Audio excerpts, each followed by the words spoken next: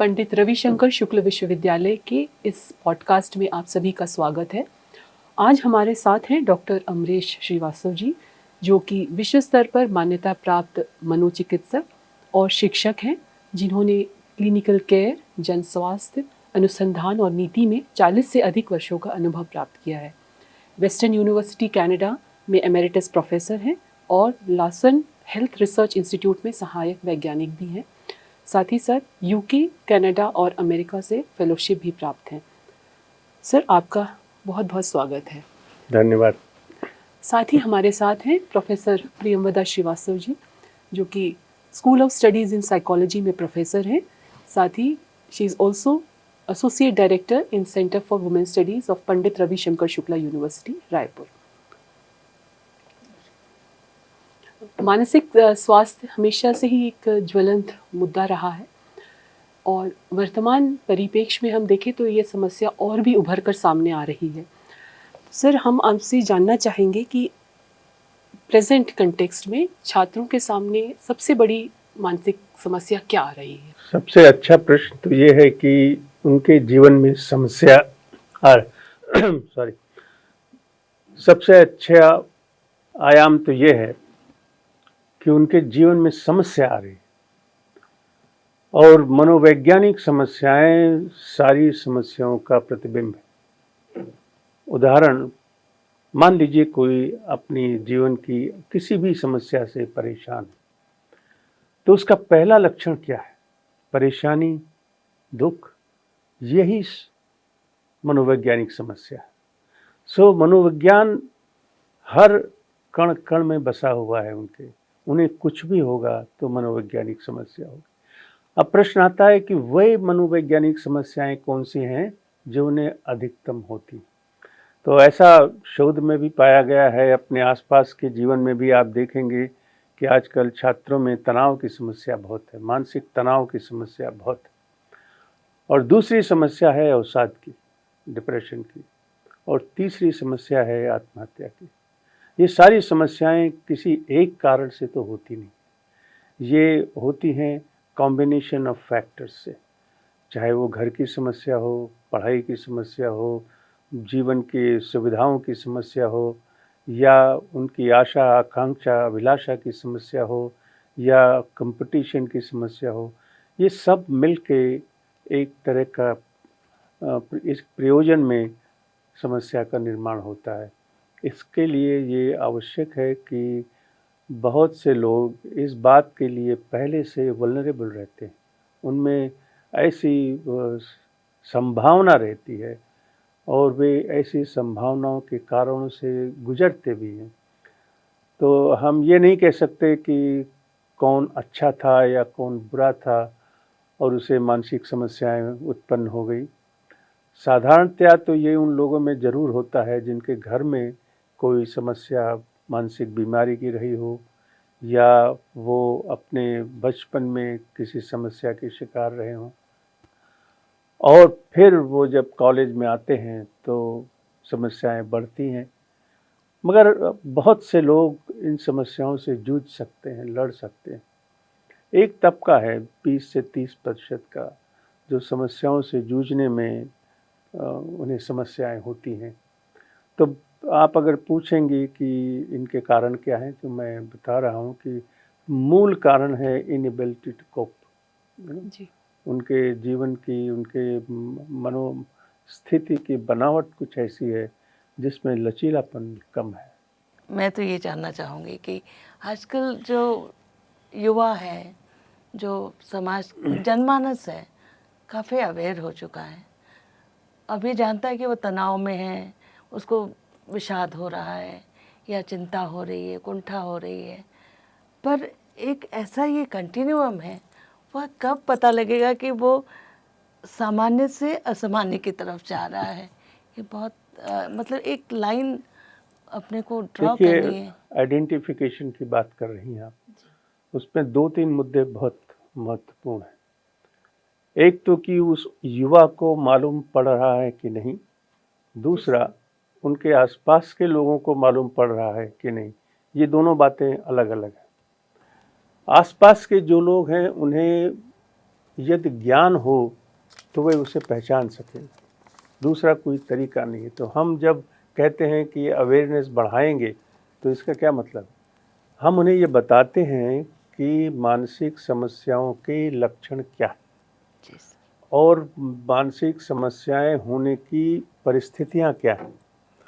जब वे देखते हैं कि परिस्थिति वही है, कालखंड वही है और समस्याओं में जो बताया गया है, जैसे हम बताते हैं कि अगर किसी को नींद की समस्या 2 हफ्ते 3 हफ्ते से ज़्यादा हो या उसे नींद आने में समस्या हो, नींद मेंटेन करने में समस्या हो, या जो थर्ड पार्ट है कि सुबह जल्दी नींद टूट जाती है और फिर नींद नहीं आती, इसे हम नींद की समस्या कहते हैं, या फिर भूख न लगना हो इत्यादि।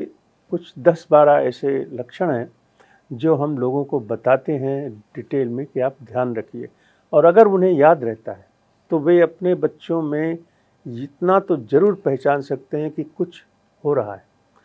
ये जानने के बाद उन्हें इसका परीक्षण कराना चाहिए। सो ये बात हो गई कि क्या लोग पहचान सकेंगे कि उनके बच्चों को समस्या हो रही है कि नहीं। अब सवाल आता है कि मैं छात्र हूँ, क्या मुझे मालूम पड़ता है कि समस्या हो रही है? वहाँ भी मैं कहूँगा कि बहुत से छात्रों को ये अंदाज़ा लग जाता है कि कुछ बदल रहा है, कुछ हो रहा है, मैं वही नहीं हूँ। मगर इसके आगे की समस्या बहुत भीषण है। पहली बात है कि हमारे समाज में इन समस्याओं को कलंक की तरह देखा जाता है। ये दुर्भाग्यपूर्ण है। पिछले 50 वर्षों से जितने साइकोलॉजिस्ट हैं, मनोवैज्ञानिक हैं, वे इस बात का प्रयास कर रहे हैं कि कलंक की समस्या खत्म हो जाए, कम हो जाए, मगर वो अभी तक तो हो ही नहीं है। हम उम्मीद करते हैं कि आने वाले समय में स्टिग्मा से किसी का जीवन बर्बाद ना हो। स्टिग्मा होने की वजह से जानने के बाद भी वो इलाज के लिए नहीं जाते।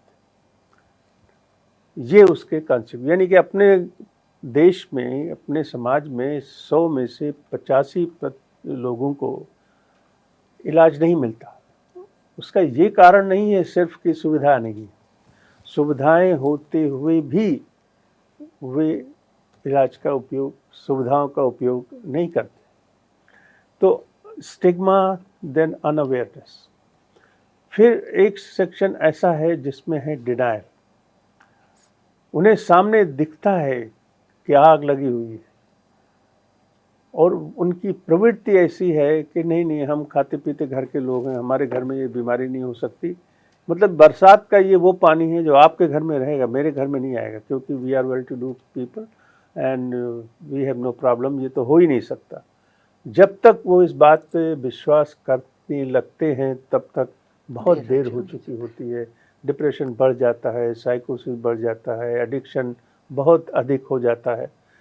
तो ये उसके कॉन्सिक्वेंसेस हैं। इन सब ना पहचान पाने का कि जो आगे परिस्थितियां निर्माण होती हैं उसमें बीमारी बहुत क्रॉनिक हो जाती है, और क्रॉनिक हो जाने के बाद ब्रेन में चेंजेस बहुत डिफ़िकल्ट हो जाते हैं, वो रिवर्स नहीं होते, उनका इलाज नहीं हो सकता। इलाज होता है तो रिस्पांस बहुत लिमिटेड मिलता है।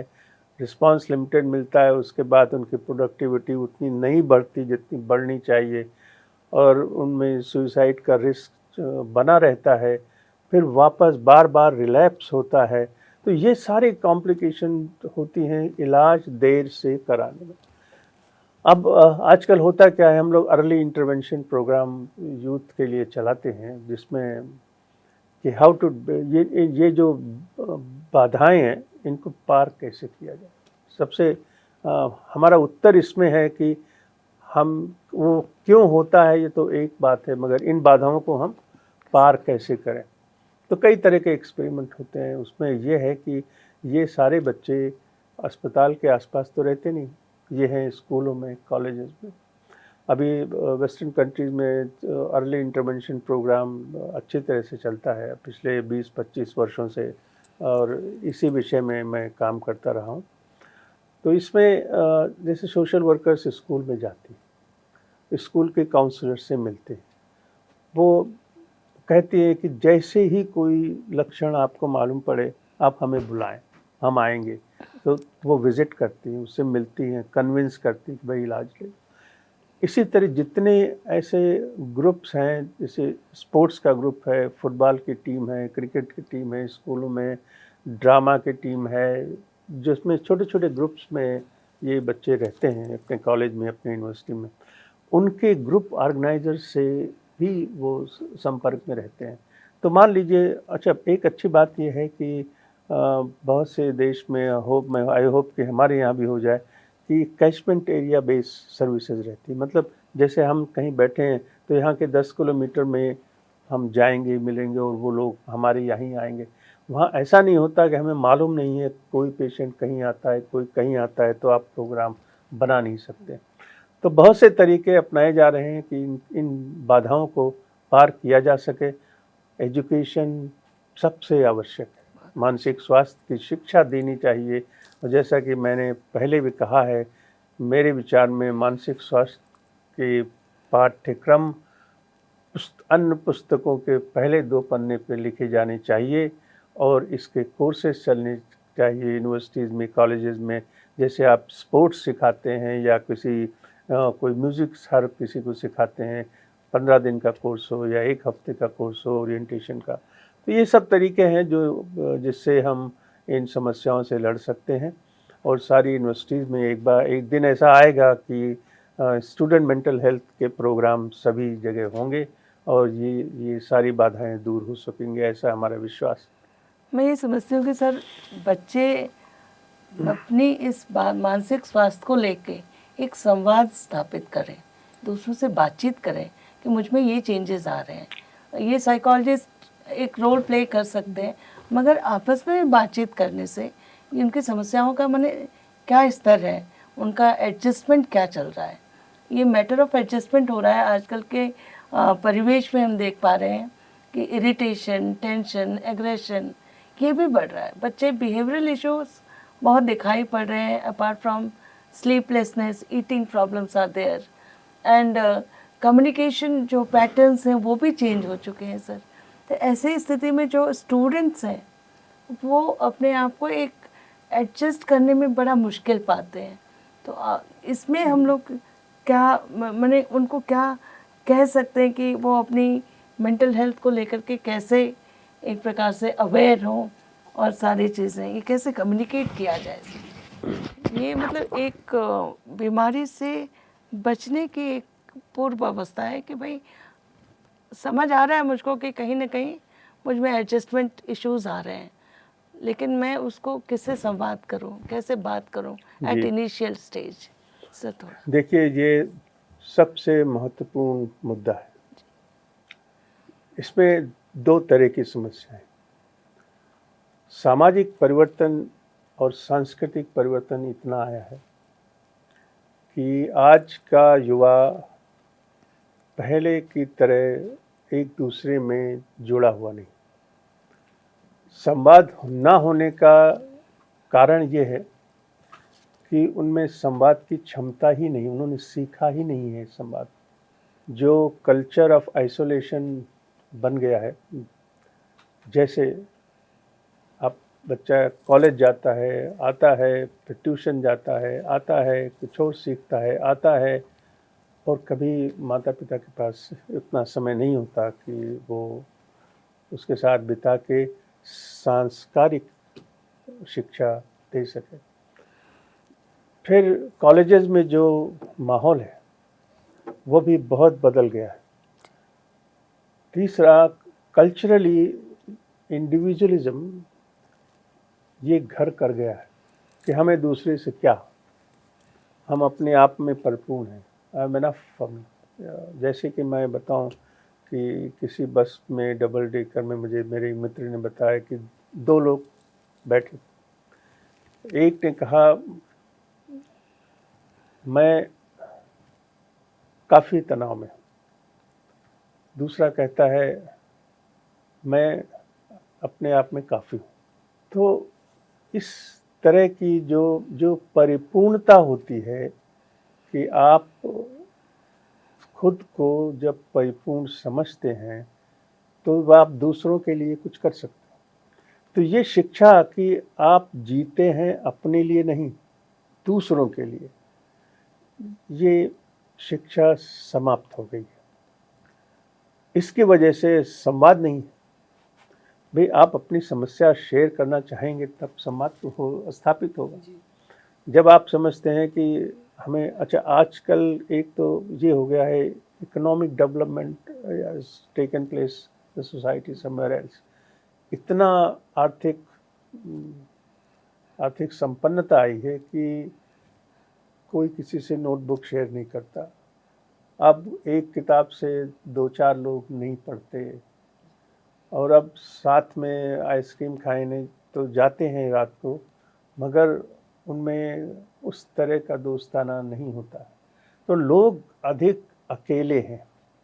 अब ये अकेलापन जो कि अमेरिका के लोग चाहते हैं कि एक बीमारी का नाम दे दिया जाए, मतलब तन्हाई को बीमारी का नाम दे दिया जाए, ऐसा प्रयास चल रहा है। आप देखेंगे तो पिछले 2-3 सालों में करीब 2500 पब्लिकेशन आए हैं लोनलीनेस में। तो इसका मतलब क्या है कि इस पे 1000-2000 साइकोलॉजिस्ट डेफिनेटली काम कर रहे हैं। इसका मतलब ये कि ये समस्या उनको दिखाई पड़ी है कि इतना परसेप्टेबल चेंज आया।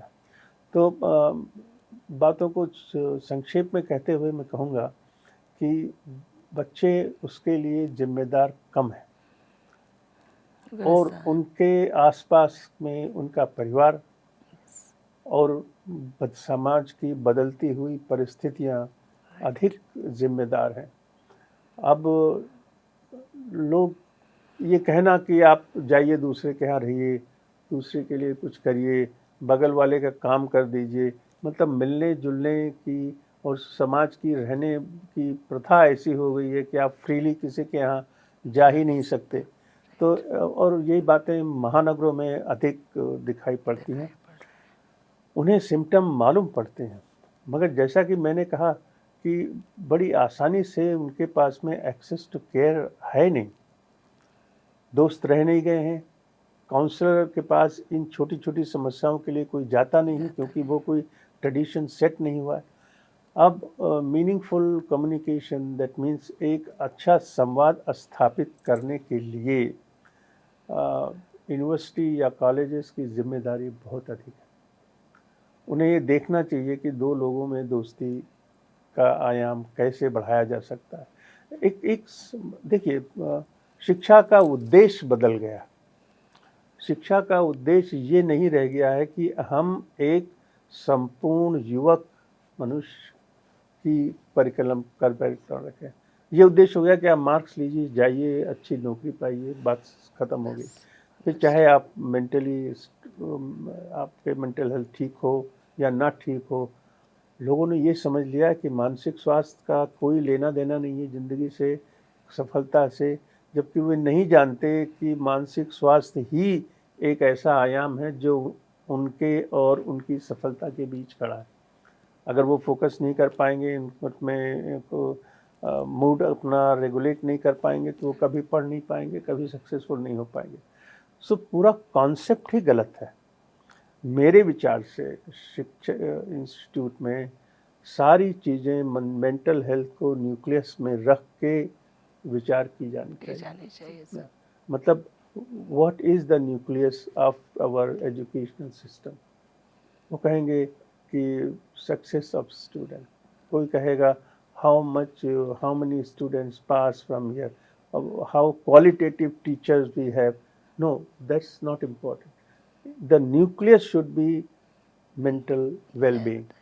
फिर ये डिसाइड करना चाहिए, तो ग्रॉस ऑब्जेक्टिव ये होना चाहिए कि हम ऐसा, जिसको कहा गया है राइचियस पर्सनालिटी। अब भगवत गीता में एक उल्लेख है जिसमें धार्मिक व्यक्तित्व के 26 गुण बताए गए।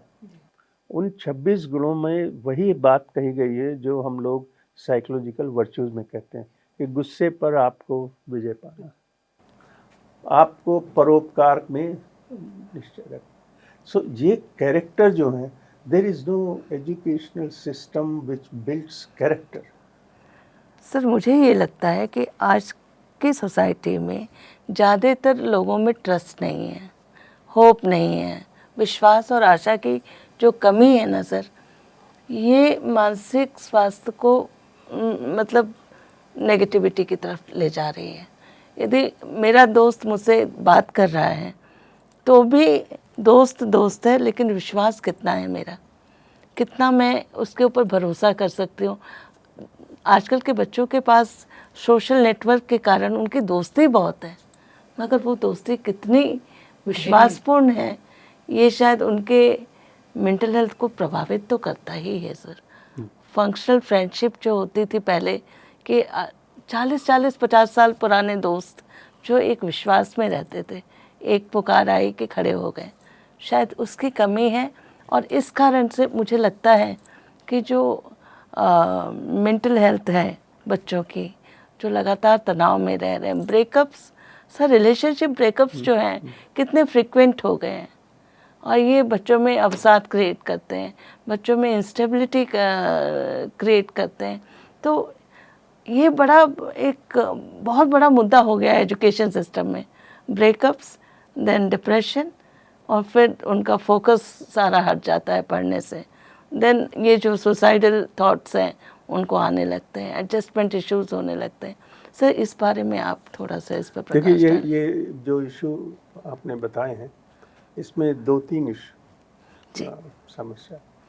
अब मैं शुरू करता हूं तो मैं कहूँगा कि मनोविज्ञान के 2 मेन मुख्य फंक्शन, एक तो ये है कि हमारे में समझ है, इंटेलेक्ट है, इंटेलिजेंस है, मेमोरी है, परसेप्शन है, हम देख सकते हैं, सुन सकते हैं, समझ सकते हैं, हम ये जान सकते हैं कि बॉडी कैसे फंक्शन करती है, हमारे फिजियोलॉजिकल फंक्शन क्या है। So this is one set of psychological function, but there is another set of psychological function. We call it positive psychiatry, or it is better that I name it psychological virtues. Yes, अब ये सारे जो character हैं, trust, hope, resilience, contentment, gratitude, social connectedness, yes, ये जो character हैं, ये एक विशेष रिफ्लेक्शन है ब्रेन फंक्शन की। अब अच्छा, ब्रेन जो डेवलप होता है वो इन्वायरमेंट के स्टिमुलेशन से होता है। जब बच्चे जन्म लेते हैं उसके बाद जितना स्टिमुलेटिंग इन्वायरमेंट मिलेगा, ब्रेन फंक्शन उतना ही अच्छा होगा। अब क्या होता है कि समाज में आइसोलेशन होने की वजह से बहुत से लोगों में टॉलरेंस की कमी है, यस, उनकी कोपिंग एबिलिटी में कमी है, मिसट्रस्ट प्रॉब्लम होने की वजह से उनके रिलेशनशिप की क्वालिटी पुअर है।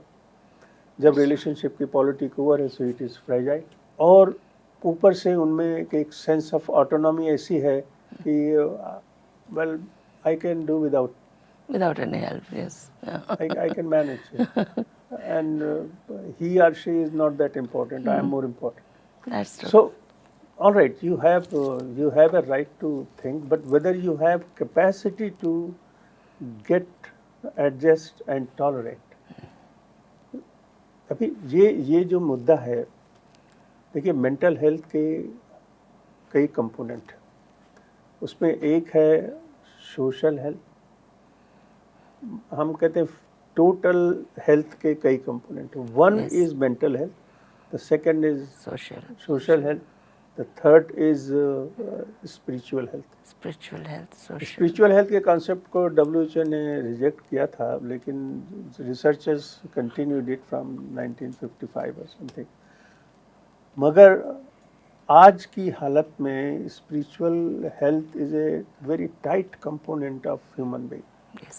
और कई जगहों पे तो डॉक्टरों के लिए इसका असेसमेंट करना आवश्यक है।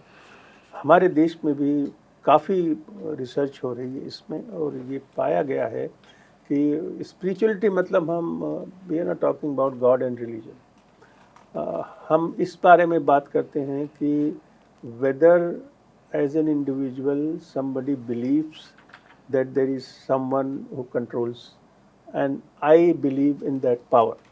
To believe in a supreme power is in a nutshell been described as medical aspect of और ऐसे बहुत से एक्सपेरिमेंट हुए हैं कि यदि डॉक्टर्स की स्पिरिचुअल कंटेंट अच्छी है तो उनके पेशेंट की रिकवरी अच्छी होती है। मतलब क्या है कि अगर हम उसे अपने बच्चों की लाइफ में अगर इम्प्लाई करना चाहें तो जो पेरेंट्स की कन्विक्शन है, साइकोलॉजिकल कन्विक्शन, वही ट्रांसमिट होते हैं। दूसरा, जिस समाज में वो है वहाँ कनेक्टेडनेस कितनी है उस पर भी डिपेंड करता है, उसको जिम्मेदारी कितनी दी गई है, उसका रेजिलियंस क्या है, वो ख़तरों से कितना खेल सकता है, उसको कितनी चैलेंजिंग लाइफ मिली हुई है। और इसमें लोग ये भी देखते हैं कि भाई कोई शख्स था तो गरीबी में पढ़ा लिखा फिर भी बहुत अच्छा निकला, मगर ऐसे लोगों की संख्या बहुत बहुत कम है। तो ये तो एक मुद्दा हुआ। दूसरा जो एस्पेक्ट आपने बताया कि लोगों को ऐसे इस तरह के लक्षण आ जाने से उनकी लाइफ की क्वालिटी पुअर हो जाती। आजकल कितने लोग लाइफ के बारे में लॉन्ग टर्म में सोचते हैं, ये एक बड़ा प्रश्न है। बहुत से लोग जो हैं वो कंटेम्प्रेरी टाइम में जी रहे हैं, आज जी रहे हैं, कल के लिए क्या होगा न वो जानते हैं न कोई। ये हो सकता है ये एक अच्छी बात हो, इट मे बी एक good thing to live this way, मगर उसमें ये जो कॉम्प्लिकेशन जिसकी हम बात कर रहे हैं उसका कोई स्थान नहीं है।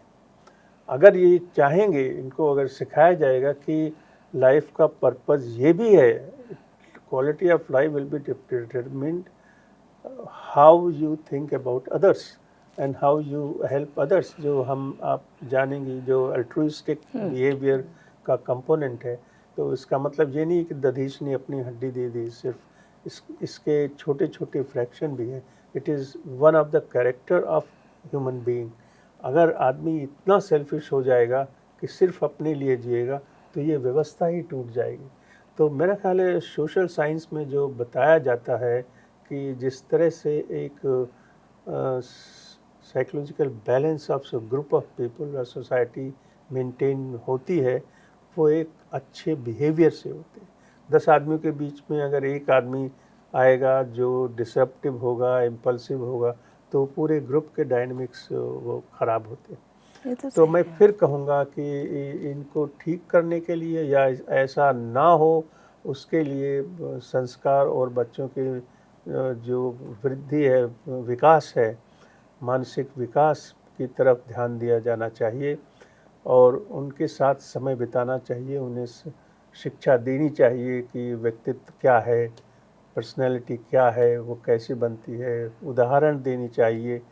और मैं कहूँगा कि घर का और जहाँ वो काम करने जाते हैं जैसे कि कॉलेजेस या स्कूल, वहाँ भी समय निकाल कर इस तरह की शिक्षा दी जानी चाहिए, तो हम कोई परिवर्तन देखेंगे। वरना ये बढ़ता जाएगा और लोग अधिक तकलीफ़ में रहेंगे, दुख में रहेंगे।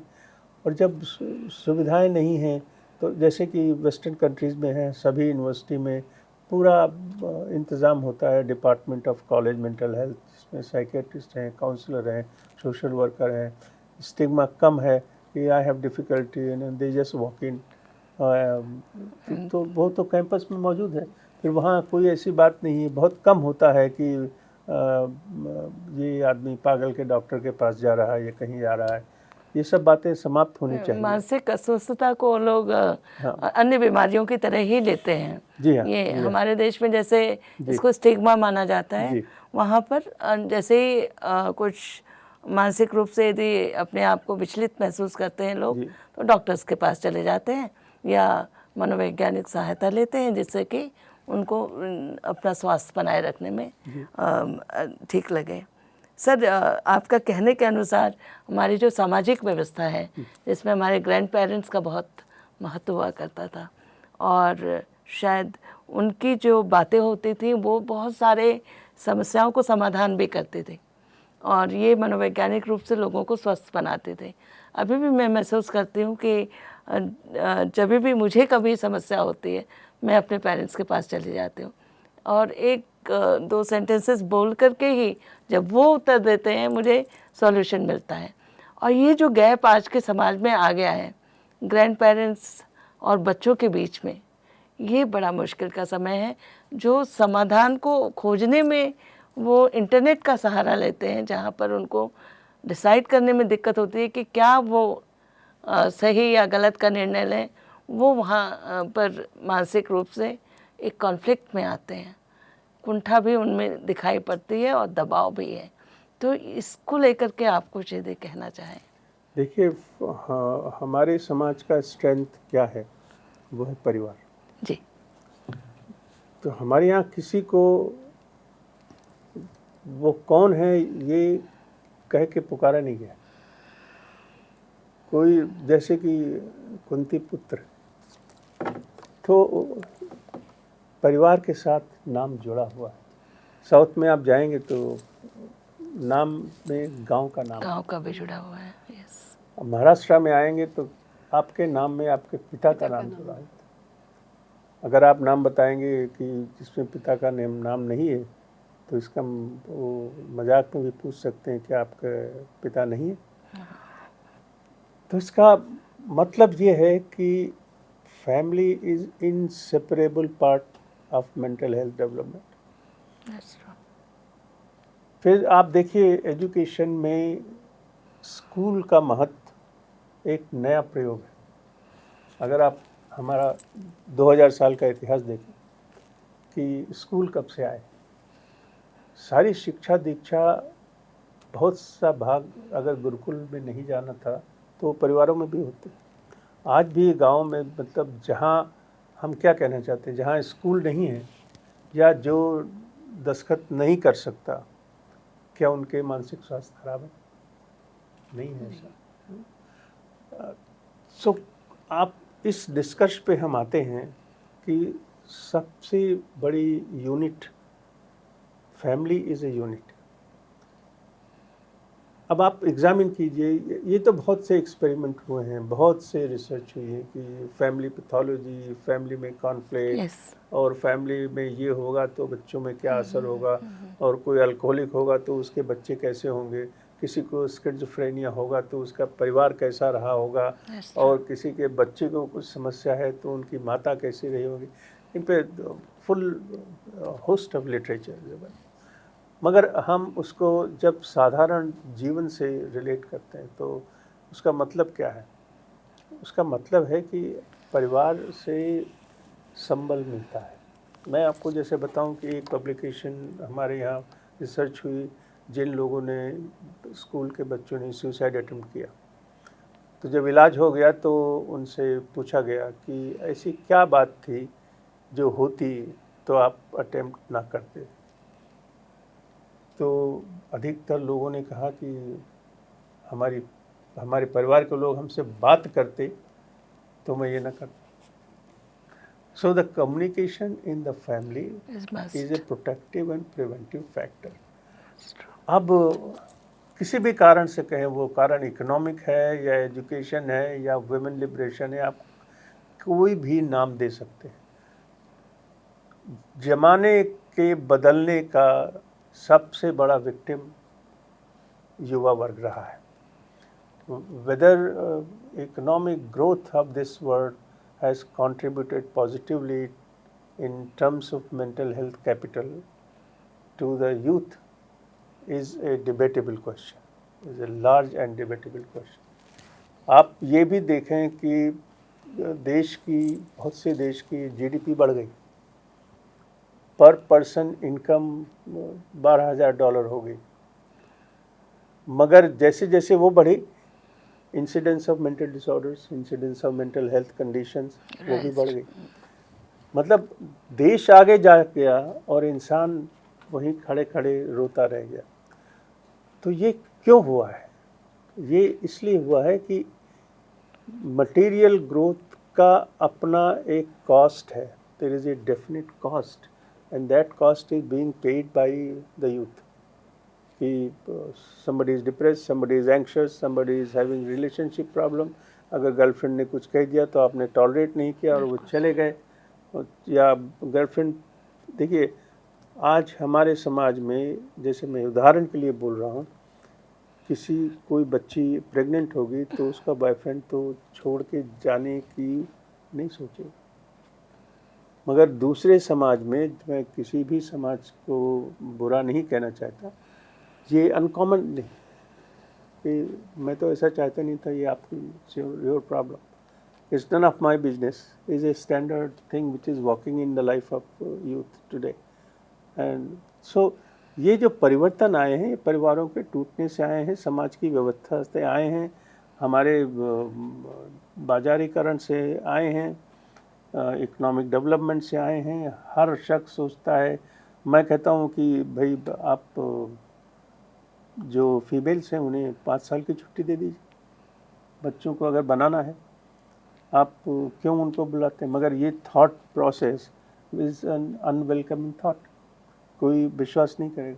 मगर अब क्या तरीका है, 2 साल का बच्चा घर में है, माता पिता में से कोई साथ में नहीं, नोबडी, ओनली कोई मेड रहेगी, कुछ रहेगा, वो उसको रेज कर रही है। और आप देखिए अब हालत ऐसी होगी, जो चाइल्ड केयर हैं उनकी कीमत एंड कॉस्ट इतनी है कि लोग अफोर्ड नहीं कर पा रहे। तो इकोनॉमिक डेवलपमेंट हुआ है, मगर उसकी एक कीमत इंसान ने चुकाई है और चुकाते जा रहे हैं। तो जिन किसी भी समस्याओं के बारे में हम बात कर रहे हैं, तो जो रिसर्च डेटा कहता है या जो हम लोग आसपास देख रहे हैं, उसका मेन कारण ये है कि माता पिता अपने बच्चों की देखभाल उस तरह नहीं कर पाते। उनकी डिफिनेशन में वो कब कि मैं क्या नहीं कर रहा हूँ, मैं तो सब कुछ कर रहा हूँ, मैं अपना एक एक पाई बच्चों के खर्चा कर रहा हूँ। But that is not what is required. What is required is a dedicated quality time to educate. आप संस्कार कैसे दे सकते हैं, संस्कृतियों में कैसे उन्हें ढाल सकते हैं, उनका मन उसी तरह से बढ़ेगा, रमेगा। मेरी समझ में दूसरा कोई तरीका, इस तरह का कोई जादू नहीं होने वाला है कि समाज में परिवर्तन आ जाएगा, सब लोग ठीक हो जाए। सर, आज प्रेजेंट टाइम्स में हम देखते हैं कि हम डिजिटल रेवोल्यूशन के बीच में हम रह रहे हैं, और डिजिटल जो टूल्स हैं इसके कारण बहुत सारे मानसिक समस्याएं भी आ रही हैं। लेकिन साथ ही साथ हम ये भी जान रहे हैं कि आपने मानसिक स्वास्थ्य की जांच के लिए एक डिजिटल प्लेटफॉर्म आपने डेवलप किया है और एक मोबाइल ऐप भी डेवलप किया है। तो हम जानना चाहेंगे सर उस टूल के बारे में। हाँ, मुझे खुशी है कि ये प्रश्न मेरे सामने आया है, क्योंकि मैं चाहता हूँ कि ये बातें जन जन तक पहुँचें। जी। अब इसमें मैंने जब बहुत सी यूनिवर्सिटीज़ और कॉलेजेस में लोगों से मिला, तो लोगों ने ये कहा कि ये समस्या तो है, मगर मुझे नहीं मालूम कि क्या करना चाहिए। और हम भी ये जानते हैं कि आइडेंटिफिकेशन डिफ़िकल्ट। तो क्या करना चाहिए, ये एक मुद्दा सामने आया कि what can we do to identify people who have problem और who are likely to have problem. बहुत गहन विचार करने के बाद हम लोगों ने ये सुनिश्चित किया कि सबसे ज़रूरी है, मतलब in principle, that we empower our students. तो हमारा ये विश्वास है कि हम अगर स्टूडेंट्स को एम्पावर करेंगे तो वो बहुत सारी नेगेटिव फोर्सेस को जीत सकेंगे। जैसे बहुत से पेरेंट्स को विश्वास नहीं है, सामने अगर बच्चा डिप्रेस दिखता है और वो बोलता भी मुझे हेडेक हो रहा है। अब मोस्टली उस उम्र में headache is a tension headache, मगर पिताजी कहेंगे नहीं नहीं कुछ नहीं हुआ है आपको, आप आराम करें। या टीचर का ऐसा का मत अलग होगा।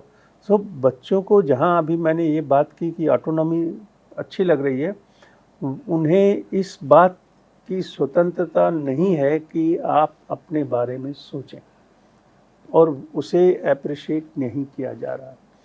तो हम चाहते थे कि कुछ ऐसा हो कर दें जिससे बच्चे एम्पावर हो जाएं, वो अपने आप को एजुकेट करें, और ऐसा कुछ हो जाए कि वे खुद किसी तरीके से ये मालूम करें कि उन्हें क्या हुआ है, और उनके सामने रास्ता उसमें हो कि उन्हें क्या करना चाहिए। इस थियरी पे ये हमारे ग्रुप में, जिसमें प्रबुद्ध साइकियाट्रिस्ट हैं, साइकोलॉजिस्ट हैं, टीचर्स हैं, पेरेंट्स हैं, चर्चा के बाद जैसा कि आप जानती हैं साइकोमेट्रिक टेस्ट या साइकोलॉजिकल टेस्ट एक वैलिड तरीका है, पिछले 50-60 सालों से चल रहा है और इसमें कोई डिबेट नहीं है, कोई डिस्कशन नहीं। अब सवाल ये आता है कि मान लीजिए आपने साइकोलॉजिकल टेस्ट बनाया और हमने उसे कहा ये सेल्फ असेसमेंट होगा, तो सेल्फ असेसमेंट मेथड की मेरिट क्या है? तो मैं आपको बताऊं, सेल्फ असेसमेंट मेथड भी बहुत वर्षों से उपयोग में लाया जा रहा है और दो तरह के टेस्ट होते हैं, one is clinician administered, another is self administered. तो इसमें भी कोई दुविधा नहीं थी कि हमारे सामने रास्ता क्लियर था कि हम साइकोलॉजिकल टेस्ट बनाएं और उनकी वैलिडिटी है और हम देखें कि क्या कर सकते हैं। अब सवाल ये था कि हम किस मार्ग से जाएं। एक तरीका ये है जो वेस्ट में है कि आप डिप्रेशन के लिए स्क्रीन कर लीजिए, एंग्जाइटी के लिए कर लीजिए, ऑटिज़म के लिए कर लीजिए, ये एक तरीका। हमारा विचार ये था कि मनुष्य की समस्या मल्टी डायमेंशनल है, बहुत से आयाम हैं। आप समस्या को सिर्फ एक रंग से, एक तरफ से, एक कोने से नहीं देख सकते, उसे कई तरह से देखना पड़ेगा। तो हमें उसके स्ट्रेंथ भी मालूम करनी है और हमें उसके चैलेंजेस भी मालूम करने हैं। फिर अगला सिद्धांत जो हमने लिया इसमें कि वो है डायमेंशनल अप्रोच, कि समस्या और समस्या का ना होना दोनों के बीच में कोई कट ऑफ नहीं है। ये एक दरिया की तरह पानी बहता रहता है, कहीं कोई ये नहीं है कि आप from point 24 the illness start and up to point 23 you are healthy. This is not the concept, it has been revise. पहले था, ऐसी सोच थी जो DSM में, अब वो रिवाइज हो गई और ये सच बात है कि इसी वजह से समस्याएं दिखाई नहीं पड़ती, बहुत धीरे धीरे डेवलप होती। इस विश्वास के कारण ये बात समझ में आई कि हमें सिर्फ मानसिक बीमारियों के लिए स्क्रीनिंग नहीं करनी। जब आप डिसाइड करते हैं कि हमें इस ग्रुप की स्क्रीनिंग करनी है, तो सवाल उठता है screening for what? Generally, we would say as a mental health experts that first thing we want to screen for mental disorder. कि क्लास में 200 बच्चे हैं, इसमें से 20 बच्चे क्या मेंटल इलनेस है उनको कि नहीं, मगर ये आधा उत्तर है। हम ये नहीं चाहते थे, हम चाहते थे 3 सब ग्रुप हैं इसमें। एक, कुछ लोगों को मानसिक बीमारियां हैं। दूसरा, कुछ लोगों को मानसिक बीमारियों के लक्षण हैं, बीमारी नहीं है। और कुछ लोगों में मानसिक बीमारियों की संभावनाएं हैं, ना सिम्टम है ना बीमारी है। हमारा ये सोचना था कि ये तीनों ग्रुप हम कैप्चर करें, इसलिए हम लोगों ने 6 साइकोमेट्री के टेस्ट डेवलप किए। उसमें से 2 टेस्ट, एक ग्रुप है वो स्ट्रेस के लिए है, फिर है मेंटल हेल्थ सिम्टम जिसमें 3 तरह के टेस्ट हैं। पहला टेस्ट है जो ये बताता है कि आप में कोई वार्निंग साइन है क्या, जिससे आपको तुरंत डॉक्टर के पास जाना चाहिए। या दूसरा है कि आप में कोई मेंटल हेल्थ के सिम्टम हैं क्या, जो सीवियर हों तो आप काउंसलिंग के लिए जाएं, एक्सेट्रा। तीसरा है कि आप में मेंटल हेल्थ रिस्क कितनी, जैसे कि किसी के घर में बीमारी रही हो या कोई किसी का बचपन अच्छा नहीं गुजरा हो, इस तरह के फैक्टर्स। तो ये तो हो गई समस्याओं की जांच। अब इसमें 2 टेस्ट हैं थर्ड ग्रुप में मेंटल स्ट्रेंथ के लिए। पहला है रेजिलियंस एंड पॉजिटिविटी, कि स्वभाव का लचीलापन कितना है, आपकी कोपिंग एबिलिटी क्या है। और आखिरी टेस्ट है लेवल ऑफ फंक्शनिंग का, कि आपकी उत्पादकता कितनी है, आप परफॉर्म कितना कर सकते हैं। वो भी इंडिकेट करता है कि आपकी मेंटल स्ट्रेंथ कितनी। तो इसमें स्टूडेंट अपना सारे डेटा पंच करते हैं। अब ऐसी समस्या आती है कि हम डिसाइड कैसे करें कि नॉर्मल क्या है, एबनॉर्मल क्या है। तो उसका हम लोगों ने फार्मूला बनाया, एनालिसिस किया, हमने रिसर्च ट्रायल किया, वो डेवलप किया। फिर आई अगली स्टेज की, उसमें एक एल्गोरिदम डेवलप किया कि what is the criteria to see a psychiatrist और what is a criteria for referring to a school counsellor. School में काउंसलर है मगर उसको किससे मिलना चाहिए। चलिए मान लिया अगर कोई आके बात करना चाहता है ठीक है, मगर इसके अलावा उसे किसकी सेवा करनी चाहिए। तो उसका एक क्राइटेरिया है, हम कह रहे हैं कि ये एल्गोरिदम से फिल्टर होता है। सो 2 फिल्टर हैं जिससे डेटा पास होता है। अब अंत में हमें मिलता क्या है? हमें मिलता है कि इन पैमानों पे, इन मापदंडों में आप में एबनॉर्मलिटी है कि नहीं है तो कितनी सीवियर है। दूसरा सेट मुझे मिलता है कि इन मापदंडों पर जो भी फाइंडिंग मिली है उसको ध्यान में रखते हुए आपको क्या करना चाहिए। We get a set of recommendations. There are 3 possibilities that we get. 1 कि आपको किसी साइकेट्रिस्ट से मिलना है या नहीं मिलना। दूसरा, आपको किसी काउंसलर के पास जाना चाहिए या नहीं जाना चाहिए। तीसरा, आपको अपनी जीवन शैली पर काम करना चाहिए, मानसिक विकास को बढ़ाना चाहिए। और इन तीनों ग्रुप के लिए रिकमेंडेशन होता है कि आपको मेंटल हेल्थ एजुकेशन पर ध्यान देना चाहिए। अब इसके बाद प्रश्न आता था कि ये लोग मिलेंगे कहाँ? सारे स्कूल में तो काउंसलर नहीं है, कोई ज़रूरी नहीं कि वो बच्चा अपने स्कूल के काउंसलर के पास जाए। तो हमने 3 कैटेगरी बनाई है जिसमें है government facilities from non governmental organization and facility which our organization offers. तो जिसकी जो मर्जी हो वो फैसिलिटी ले ले। हम ये कहते हैं कि आप टेस्ट करें और रिपोर्ट डाउनलोड करें और उसे घर ले जाएं और अपने माता पिता को दिखाएं। अब ये वो करेंगे कि नहीं करेंगे इस पर हमारा कोई वो नहीं। ये ज़रूर एक थॉट लोगों ने बताया था कि भाई इसमें ये डेटा पेरेंट्स को दिखाया जाना चाहिए। बट ये 18 साल के ऊपर के लोगों को है, जहाँ हम अगर कोई ऐसा फ़िल्टर लगाएंगे जिसमें उनका लेवल ऑफ कॉन्फिडेंस कम होता हो, कॉन्फिडेंशियलिटी लीक होती हो, तो ये नहीं करना चाहिए। इसलिए हम लोगों ने ये नहीं किया है और ये रिक्वेस्ट किया है कि आप अपने घर में ये बताएं।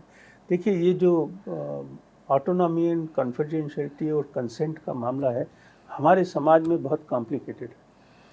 You may be legally adult and perfect that it is my right to do whatever, but यहाँ डेफिनेशन आदमी की कि आप बगैर पिता के पूछे आप कैसे कर सकते हैं ये तो। So the moral values, legal obligation, ethical values, ये पूरे कंबाइंड हैं और ये बहुत डिफ़िकल्ट है इसमें डील करना।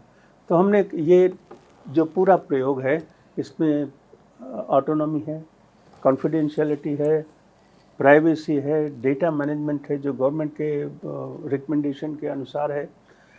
हम पहले कंसेंट लेते हैं, उसके पहले डिस्क्लेमर में सारी इन्फॉर्मेशन दी जाती है। इनफैक्ट वो बहुत बोरिंग है, बहुत लंबा है कि कोई इट्स ए नेगेटिव फैक्टर कि इतना पढ़ना पड़ेगा फिर आप टेस्ट दे सकते हैं। हमें ये भी राय दी गई कि ये सब आप निकालिए तो ही लोग पढ़ेंगे, but it is not possible to remove that. It's a different kind of experiment. तो ये है, ये ऐप गूगल प्ले में अवेलेबल है, ये वेबसाइट पे अवेलेबल है www.mansikshakti.com पर। वहाँ जाके आप डेस्कटॉप पे कर सकते हैं, आप एंड्रॉयड फ़ोन पे डाउनलोड कर सकते हैं और करीब हफ्ते बाद ये iOS मतलब आईफोन में भी अवेलेबल होगा। हमने करीब 1,500 बच्चों पे इसका ट्रायल हुआ है। तो सारे तरह के रिसर्च ट्रायल हुए हैं और हमने ये पाया है कि लगभग 7% लोगों को 7% साइकियाट्रिस्ट की आवश्यकता पड़ती है और लगभग 29-30% लोगों को काउंसलिंग की आवश्यकता पड़ती है। बाकी जो अबाउट 65-70% हैं, they can manage, self manage हो सकते दे कैन सेल्फ मैनेज। फिर लोग तनाव की बहुत बातें करते हैं। देखिए, only 15% have shown severe stress. और दूसरी फाइंडिंग बड़ी इंटरेस्टिंग है कि only 25% have felt no stress. मतलब थोड़ा अब तनाव की इसमें देखिए बड़ा इंटरेस्टिंग है कि तीन कैटेगरी है। अगर if the level of anxiety is minimal, there will be no motivation और आदमी आगे नहीं जाएगा। If it is moderate, it is people are motivated, they do best. But if it is severe, then they deteriorate. They don't. So what is more important is to find out who has severe stress. There is another concept here that we have brought, that it is not only severity of stress, it is whether your stress is bad or good. So अगर एक बच्चे का, एक student को severity है और उसे symptom भी हैं, then it's a not a good combination. और अगर सिर्फ स्ट्रेस है और सिम्टम नहीं है, सो इट इज़ ओके। आगे द थर्ड फैक्टर इज, आपको स्ट्रेस है, आपको सिम्टम है और आपकी फंक्शनिंग भी अगर लो है, तो ये बहुत सोचने वाली बात है। सो इस तरह से काफ़ी डिटेल में एनालिसिस है। You get A report of about 5 pages. पहले एक एब्स्ट्रैक्ट आता है, आप वो पढ़ लें, फिर सारी डिटेल में रिपोर्ट आती है, सारे नंबर्स उसमें दिए जाते हैं। आई एम क्वाइट होपफुल कि ये लोग देखेंगे, लोग तक पहुँचेगा। अब सवाल ये है कि हाउ टू डिसेमिनेट इट। तो उसके लिए हम गवर्नमेंट से बात कर रहे हैं, यूनिवर्सिटीज़ में बात कर रहे हैं। यूनिवर्सिटी में हम ये फ्री देते हैं कि आप अपना ये सर्वर का एक हिस्सा यूनिवर्सिटी को दिया जाता है, उन्हें पासवर्ड दे दिया जाता है कि आप you can look at the data अगर उसने आपको कंसेंट दिया है। तो ये मुझे उम्मीद है कि आई एम श्योर कि आने वाले समय में हमारे साथी लोग इससे भी अच्छा सॉफ्टवेयर बनाएंगे और डेवलप करेंगे। सवाल ये है कि डिजिटल, हमारे पास कोई ऑप्शन नहीं है। It is good that digital health is a national mission. और इसमें क्या है कि किसी भी कोने में भारतवर्ष के बैठा हुआ व्यक्ति उसे सर, दिक्कत एक चीज़ ये आ सकती है कि एक्चुअली जो डिजिटल लेवल पर असेसमेंट बच्चे करेंगे, if they come to know about their severity, तो कंडीशंस वो जाएंगे नहीं किसी के पास और उनकी कंडीशन और ख़राब हो सकती है। देखिए, ये एक आर्गुमेंट है। मॉनिटरिंग जरूरी है सर। हम यूनिवर्सिटी को देते हैं विद ए कंडीशन कि जिन लोगों को आप हाई रिस्क पाएंगे उन्हें सुविधा देना ये आपकी जिम्मेदारी है। मगर आपने जो प्रश्न पूछा, will there be a side effect of test, ये आप कह, दुनिया में कोई टेस्ट ऐसा नहीं है जिसका एडवर्स इफेक्ट हो, तो वो हमें एक्सेप्ट करना पड़ता है। Only what we do best, that question which is more valid is, have I made adequate arrangement to deal with it. Yes. तो हम अपने उन बच्चों को कहते हैं कि आपकी समस्या अगर बढ़ जाती है या आपको बात करना, तो आप टेलीमानस पे फ़ोन कीजिए 14416 and you get a psychiatrist, psychologist. So आपके हाथ में 24 घंटे उस सुविधा जो भारत सरकार ने शुरू की है उसके चलते आपके हाथ में है, आपको उसे बटन दबाना है।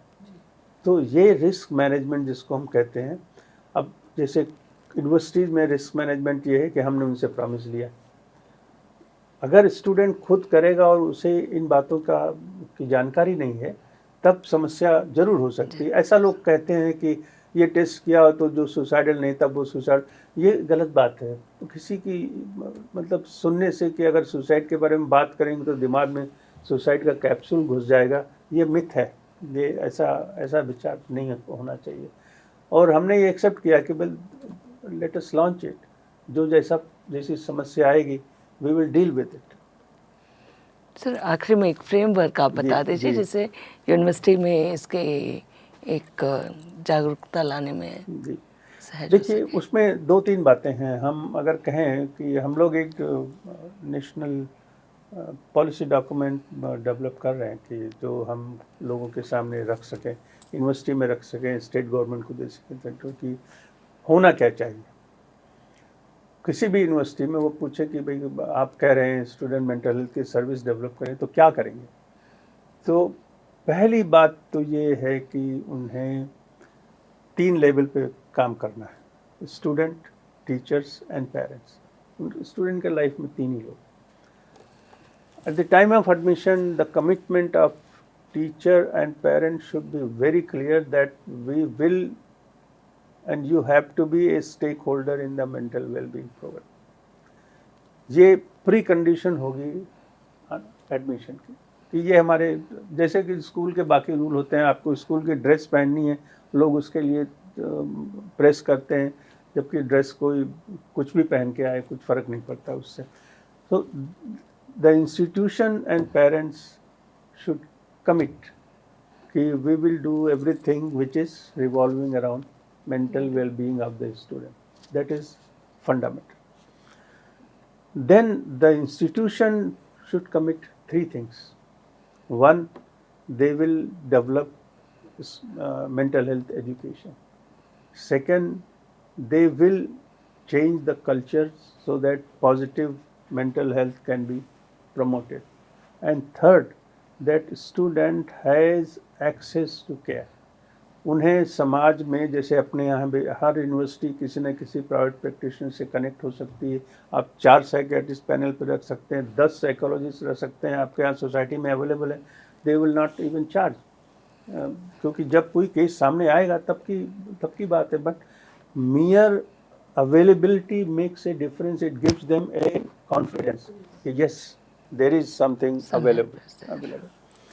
तो और जो टीचर्स का प्रोफेशनल डेवलपमेंट है उसमें जो बार बार जो उनको सिखाया जाता है, जो उनकी ट्रेनिंग होती है, उसमें mental health training should be compulsory. In fact, I would go a stage further and would say their promotion document dossier must have a column that what are your views of mental health of your children, have you seen some problem and how do you deal with it, etc. etc. बहुत तरीके हैं उसके. So ये हो गया institution के लिए. फिर स्टूडेंट के लिए हो गया कि आप उन्हें एजुकेट करें. Teachers are the best counselors, I tell you. They have a lot of opportunity. वो दूर से बच्चों को पहचानते हैं. वो पहला साइन जो इसका होगा, डिप्रेशन का पहला साइन होगा, वो मालूम कर दें. तो उनकी ट्रेनिंग बहुत परफेक्ट होनी चाहिए. सो जितने ट्रेनिंग इंस्टीट्यूट हैं हमारे एजुकेशन में टीचर के देश में, वहाँ मेंटल हेल्थ कंपोनेंट बहुत ज़रूरी. तीसरा आता है पेरेंट्स का, and they must be given enough information what should they not do. There are many things what should they, for example, how domestic conflict affects psychology of mental health of a person, how chronic alcoholism in father affects the mental health of a child, how domestic violence affects. और इन सब incidents जो मैं बता रहा हूँ ये बहुत common है सोसाइटी में. तो उन्हें कम से कम हम ये शिक्षा तो दे सकते हैं कि आप जो भी करेंगे उसका प्रभाव बच्चे पर पड़ेगा. So I think broadly this will be the framework of contents. Now how to implement and continue to implement is up to institution. Yes. And I think all institutions have very intelligent and insightful people, and they can develop because there cannot be one formula. What we are talking is just one out of many places. और जैसा कि मैं सुबह भी कह रहा था, अपने देश की विविधता बहुत है और हर रीजन में स्पेसिफिक मॉडल डेवलप करना पड़ेगा. कल्चरली वो साउंड हो, वहाँ की ज़मीन से जुड़ी हुई प्रथाएं इसमें काम आएँ. तो ये मेरे विचार हैं फ्रेमवर्क के. Thank you sir.